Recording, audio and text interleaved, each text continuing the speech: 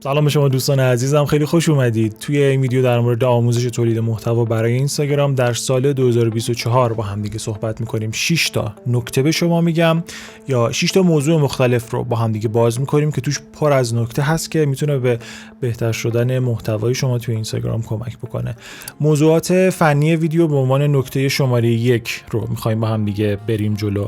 اول در مورد ابعاد ویدیو شروع می‌کنیم. 1080 در 1920 پیکسل، این همون 16:9 هست منتها به صورت عمودی، در واقع 9:16 هست. فول اچ دی عمودی باید باشه ویدیوهای شما. سعی کنید با همین ابعاد باشه، کمتر نباشه، یعنی طول ویدیو رو کمتر نکنید چون متداول نیست دیگه. قبلا متداول بود اما الان دیگه نیست، فقط با همین ابعاد کار بکنید. فرمت خروجی MP4 باشه، کدک H265 رو استفاده بکنید.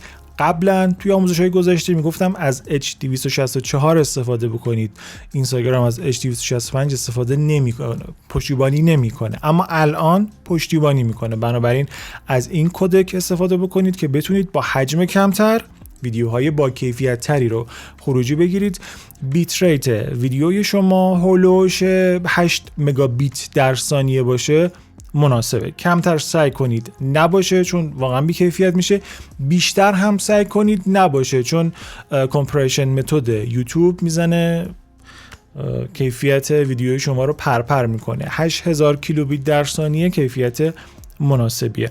در مورد فریم ریتش به شما بگم، مناسب ترین فریم ریت به نظر من 30. از 30 کمتر نیایید. قبلا خیلی ها از جمله خود من 24 25 FPS رو استفاده می‌کردیم، ولی خب بالاخره هر چیزی دورانی داره. دوران اونا هم تموم شد. چون ما می‌خواستیم یک حال و هوای سینماتیک تری رو به ویدیومون بدیم، از فریم ریت های 24 و 25 استفاده می‌کردیم، ولی الان تموم شده دیگه. خزه دیگه استفاده نکنید. از 60 FPS اگه دوست دارید میتونید استفاده بکنید، منتها یک انقلت این وسط وجود داره و اون اینه که روی بعضی دیوایس ها و اگر اینترنت مخاطب شما خیلی اوکی نباشه، یعنی تو این دوتا شرایط ممکنه ویدیویی که 60 FPS آپلود کردید به صورت 30 FPS نشون داده بشه. خیلی از دوستان از من میپرسن که آقا ما 60 FPS آپلود کردیم چرا بعضیا 30 FPS میبینن، از جمله خودمون. بسته به این دوتا شرایط ممکنه این اتفاق بیفته، بنابراین ریسک نکنید، روی همون 30 FPS آپلود بکنید، خروجی بگیرید، کار در میاد. اینستاگرام از HDR پشتیبانی میکنه، قبلا نمیکرد، اما توصیه میکنم که از HDR فعلا استفاده نکنید چون هنوز تمام گوشی ها ازش پشتیبانی نمیکنن. بعضی گوشی ها HDR رو ساپورت میکنن خودشون، یعنی مانیتور توی مشخصات نوشته، مشخصات کارخونه نوشته این مانیتور HDR و شما ویدیو HDR هم باش میتونی پلی بکنی. HDR خوبی هم هست. منتها اینستاگرام نمیدونم چه جوریه که نمیفهمه این HDR و شما وقتی یک ویدیو HDR رو آپلود میکنی توی اون مانیتور، توی اون گوشی واشد اوت نشون داده میشه، یعنی خراب میشه. پس فعلا از HDR استفاده نکنید. من قبلا یه آموزش دیگه داشتم گفته بودم که از HDR استفاده بکنید. خب اون آموزش قدیمی منه، الان اصلاح میکنم که فعلا استفاده نکنید چون مشکل داره. بلندی صدا -14 لافز باشه. برای دوستانی که با مسترینگ صدا آشنا هستن کاملا مشخصه، از جمله دوستانی که تو دوره واکس شرکت کردن. در مورد بلک لول حواستون خیلی باشه که سطح سیاهای قسمت‌های تاریک ویدیوی شما انقدر نباشه که سیاه مطلق باشه، یه مقداری بیاریدش بالا. دوستانی که تو 1902 شرکت کردن میدونن دارم چی میگم. و برای اینکه حد اکثر کیفیت آپلود رو هم داشته باشی، تو اینستاگرام هم iOS هم اندروید یک گزینه وجود داره به نام Upload with Highest Quality. اون رو هم حتما فعال بکنید که با حد اکثر کیفیت آپلود بشه.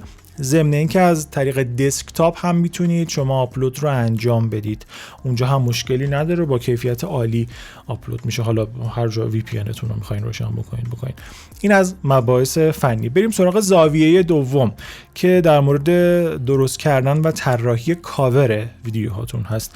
ویدیوی بدون کاور منتشر نکنید چون بالاخره هر کسی دوست داره ویدیوش بره تو اکسپلور هم که رقابتیه ماشاءالله. پس یه کاوری باید درست بکنید که جذاب باشه و اگر کسی تو اکسپلور اون رو ببینه چشش بگیره، تپ کنه روش، بیاد پست شما رو نگاه بکنه. و اما نکاتی که در مورد طراحی کاور باید رعایت بکنیم. اول اینکه ابعاد کاورتون، ابعاد اون عکس دقیقاً مثل همون چیزی که اون بالا برای ویدیو گفتم باشه، یعنی 1080 در 1920 پیکسل. یک قسمت مربعی رو وسطش انتخاب کنید. مثلا کاور شما اینه، ببینم میتونه نشون میده. کاور شما اینه، یه مربع وسطش انتخاب بکنید توی فتوشاپ یا هر اپ دیگه‌ای که دارید طراحی کاور انجام میدید.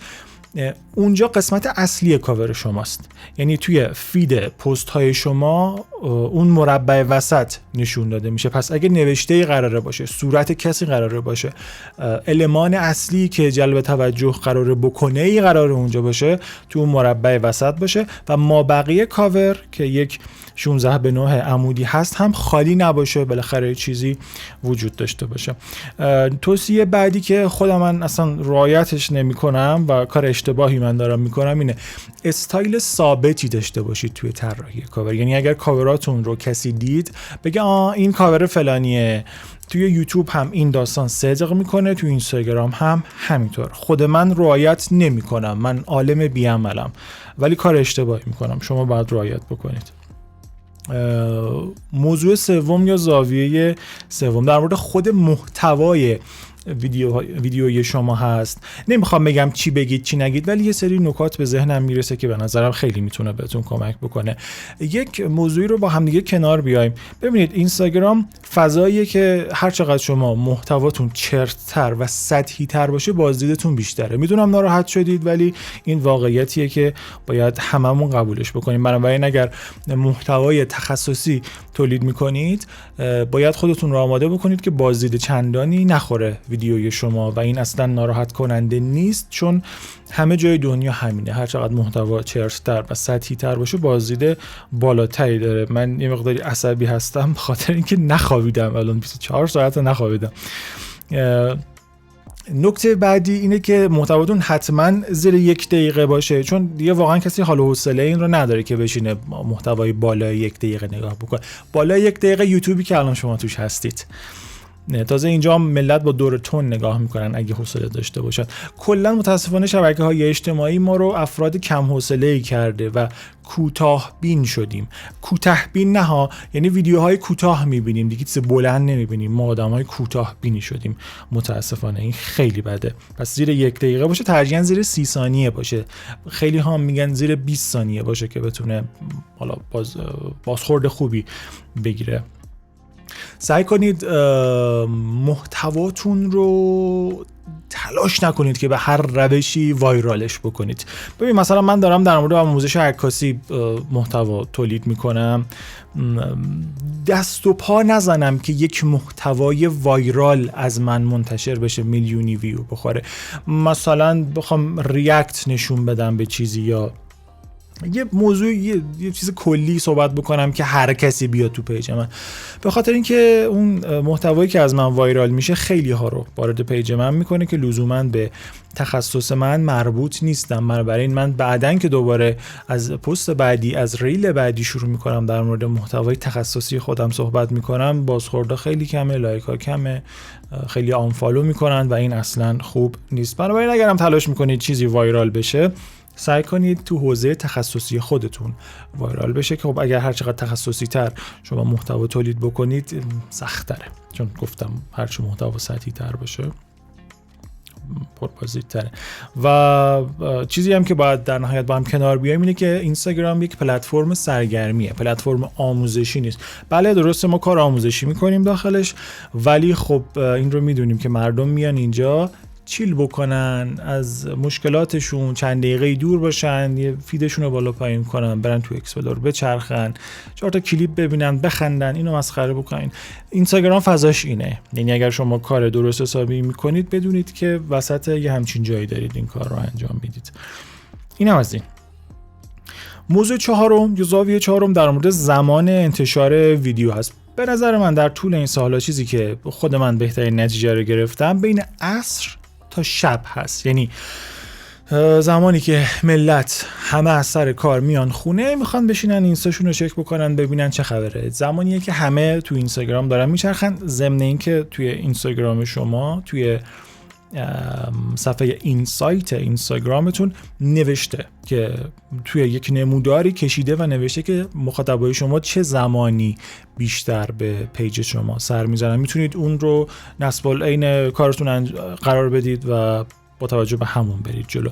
معمولا تایم شبه 7 8 9 این حدودا مثلا اینستاگرام به من پیشنهاد میکنه که اون تایم ویدیوی خودم رو آپلود بکنم، که البته این هم خوبه هم یک چالشی رو ایجاد میکنه. خوبیش از بابت اینه که همه رو اینستاگرامن و چالشی هم که ایجاد میکنه اینه که توی اون ساعت‌های اولیه شب، عصر، آخرای عصر و اولیه شب مردم خیلی با دقت نگاه نمیکنن که شما دارید چی میگید.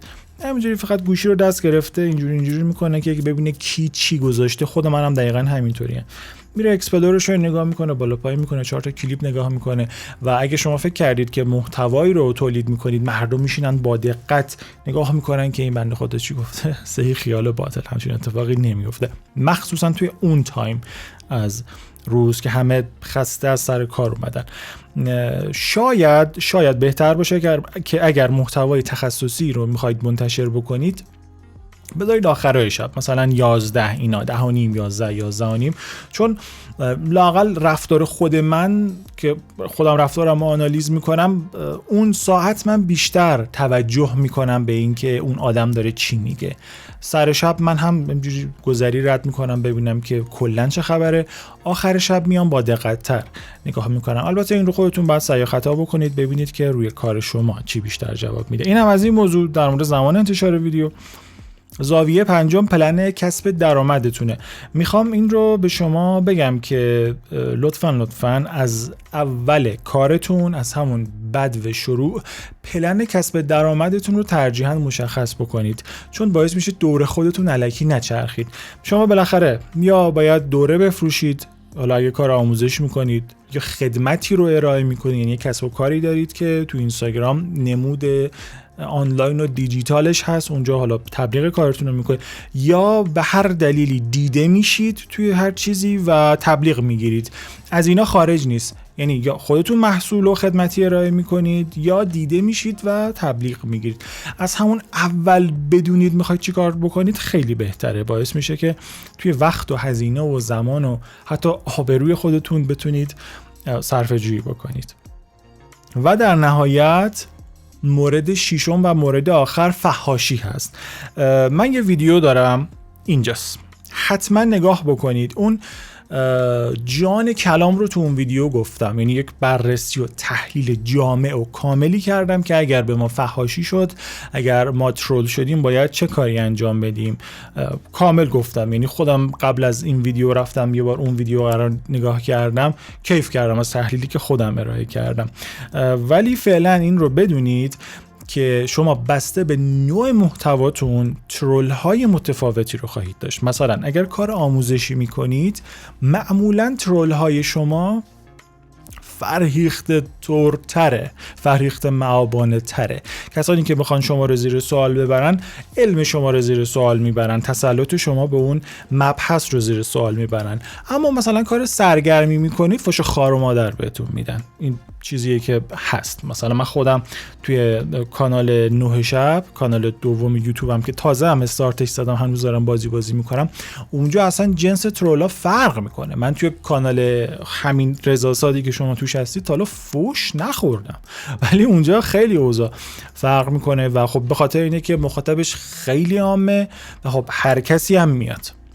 بنابراین بدونید که با فوش ها هم باید چیکار کرد. لینک اون ویدیو هم که دارید. و این بود کل چیزی که میخواستم بگم. اگر احساس میکنید موضوع دیگه ای هست یا سوال، انتقاد، پیشنهاد، هر چیزی دارید، لطفا تو قسمت کامنت ها برام بنویسید. صابم که کردید دیگه قطعا. و اینکه موفق باشید.